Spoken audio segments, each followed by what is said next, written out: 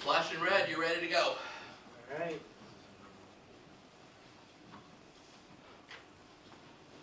What's up, everybody? My name is Connor O'Hanlon. With me today is the great Ryan Ravenall, Nia Selechnik, Joe Kuhn, Ryan Krupa, and Derek Verducci, and we'll be going over a very important part of HR, the recruiting, interviewing, and selection process, which is all involved in the hiring process. So in my presentation, I'm going to go over what is recruiting, the importance of it, the job analysis and why that is important before the recruiting process can begin, the job posting and what is included in that, ethics needed by recruiters, digital dirt recruiters are looking for, where to recruit, and then some personal experience of mine. So what is recruiting? Recruiting is any process carried out by the organization for the purpose of attracting or identifying potential new employees. This is a positive process as you're trying to build the biggest pool possible with minimally qualified people. So you want as many people as possible in the recruiting process. And then in the importance, if you recruit well, as Charlie Sheen once said, that leads to winning. So Alabama does that well in college football, Google does it well, and people are the most important asset you have, so if you recruit well, your company will most likely succeed. So before you even start recruiting, you need to think about the position, think about the person that would be ideal for it, and overall think about how you want that person to fit into the culture of your company. If you can come up with the ideal person before, it ultimately helps in the recruiting process because you know what you're looking for. And then we come into the job analysis. This is something we all did in class. It's something that needs to be created before you can start recruiting. This is essentially an analysis of the job. So you're looking at the qualifications needed, the tasks that the person in the job will be doing, and who they're going to report to, and other things along those lines.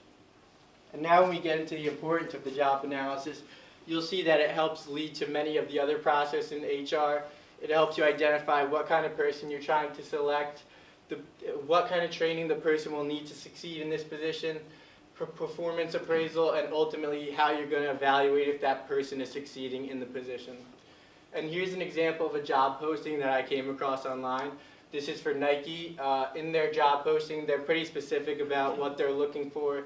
They have the job description, which is a big part of that, in which they include Nike's mission statement. So you're going to want to know what the company's all about in recruiting, so that's something you should definitely include in there.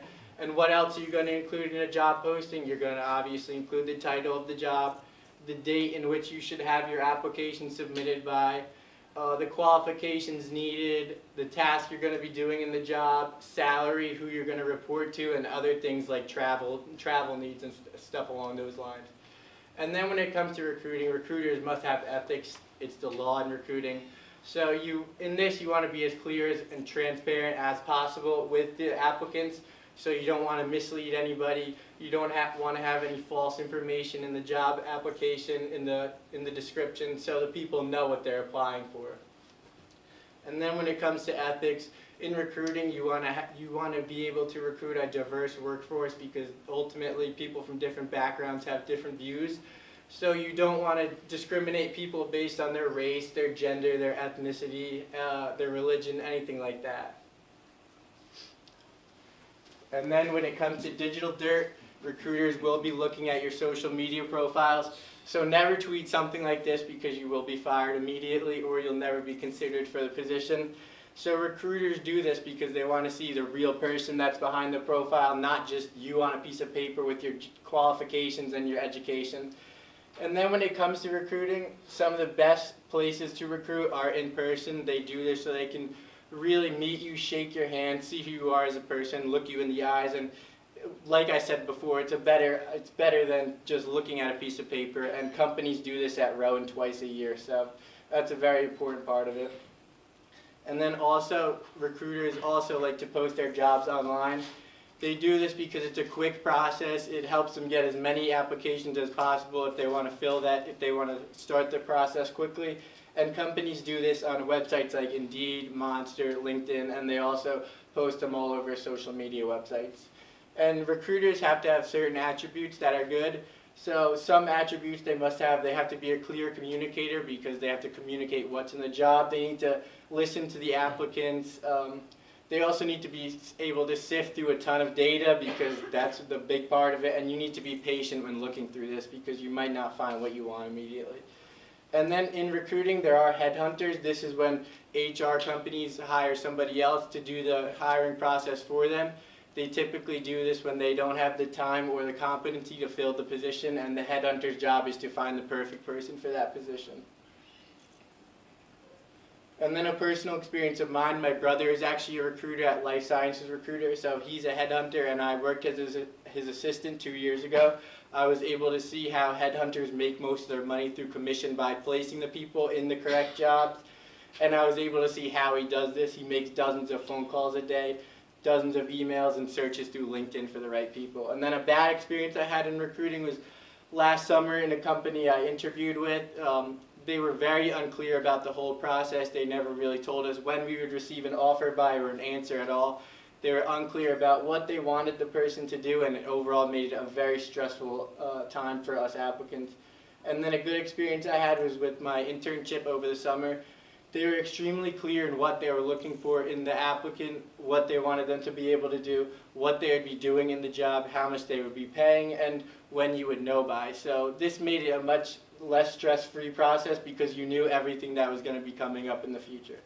And then a recap of my presentation, I talked to you guys about what recruiting was, the importance of it, the job analysis and it's important, why job posting is necessary, the ethics in recruiting, digital dirt, where to recruit, and some personal experiences. And now my great friend Ryan Rabinall is going to go more into depth about some more recruiting topics. So good afternoon, everyone. My name is Ryan Rabinall, and Connor gave a little introduction about recruiting is. I'm going to be discussing the recruiting methods the company uses. Some of those procedures include internal recruiting, external recruiting, recruiting through social media, employee costs and benefits, and then my own personal experience. So what is internal recruiting? Internal recruiting is the process where an organization identifies, analyzes, and attracts people, but they do so from an internal perspective. This pertains mostly to middle and higher levels of management, people who have been there for a long period of time, and after that long period of time, they're eligible to be rehired and move up to higher levels of positions. The two most important forms of internal recruiting are internal job boards. You can see there the current info of the applicant, where he wants to work and the location, and what position he wants to move up to. And then this goes into my second point, which is promotion. Usually after about 18 months, an applicant or an employee gets to move up from his current position and gets to move on. So what are the pros of internal recruiting? As an internal recruiter, you know the people in your organization, you know what their strengths and weaknesses are, you know how he performs in the job, if he's able to work through a deadline, and most importantly, you get to know who he is as a person, because you want to hang out, you want to be with a person not only in the workplace but outside. One of the cons of internal recruiting is a process called groupthink. Groupthink is basically the concept of when you have people with the same mindset working in the same organization, and while that may be a good thing, it can also be bad, because you might have people who are unwilling to change and might not like the ideas brought by external recruiting, which is my next point. And I'm sure you guys are all pretty familiar with what external recruiting is.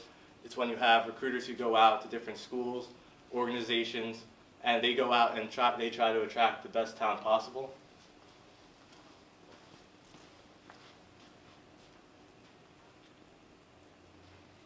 So one of the pros of external recruiting, you're providing a fresh new perspective to the company. Someone who the employer has never really heard of before, they're able to provide some skills, different experiences, and things that might help them throughout the company. And then some cons of external recruiting. Obviously, it's very costly. There are many factors you have to consider, such as hiring costs, the training costs of what it's going to take to hire this person, and then the turnover costs. You want people to stay for the long run, not just maybe 1 to 2 to 3 years. Then also you're taking a chance, because you never know what they're going to be like. And then the next thing I want to talk about is social media recruiting. Social media recruiting is a fairly new practice that was primarily used in just social media, HR, specialized companies, but it's being more broad, and they're kind of spreading their, they're trying to expand more to companies such as accounting, finance, management, marketing, and so on and so forth. So the social media process is broken down into 5 steps. The first thing you want to do is creating a social media screening policy.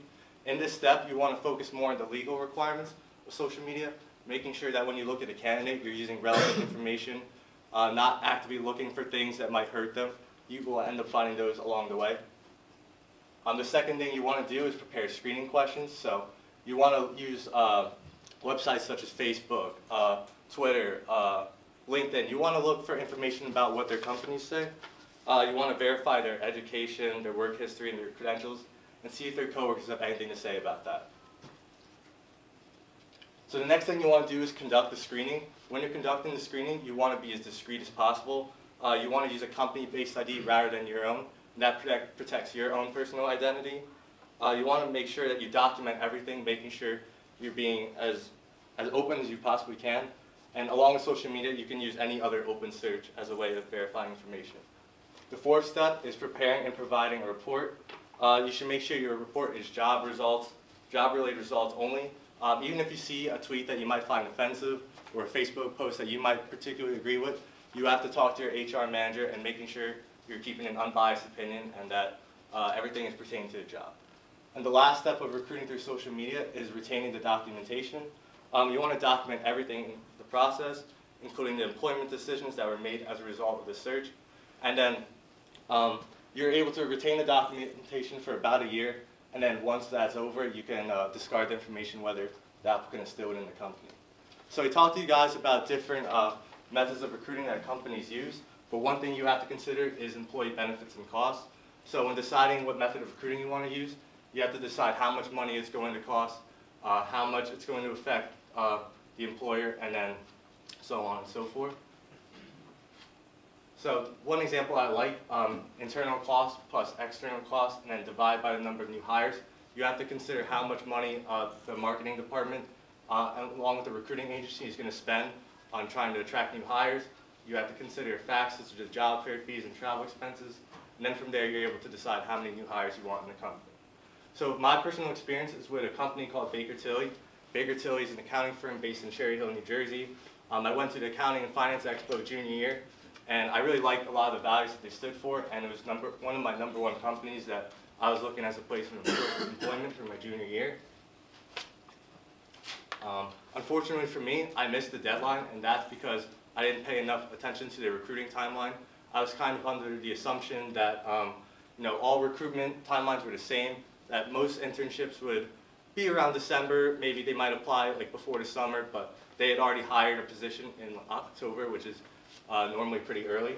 And so this year I went to the Accounting Finance Expo again.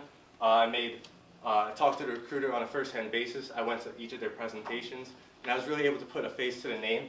And then because of that, I was able to get an interview with a highly competitive firm.